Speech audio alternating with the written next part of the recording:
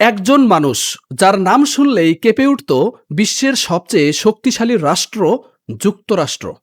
তাকে ধরতে লেগেছিল 1 দশকেরও বেশি সময়, ব্যয় হয়েছিল কোটি কোটি মার্কিন ডলার, নিযুক্ত হয়েছিল হাজারো গোয়েন্দা সংস্থা। তবুও তিনি ছিলেন অদৃশ্য, অধরা এক রহস্যময় ছায়া। তিনি ছিলেন এমন একজন ব্যক্তি যাকে কেউ বলতো মুক্তিযোদ্ধা, আবার কেউ বলতো বিশ্বের সবচেয়ে ভয়ঙ্কর সন্ত্রাসী। কিন্তু যেভাবেই দেখা হোক না কেন, এই নামটি ইতিহাসের এক বিশাল অধ্যায়। ওসামা বিন লাদেন, একটি নাম যা একদিকে ভয়, অন্যদিকে বিতর্কের প্রতীক।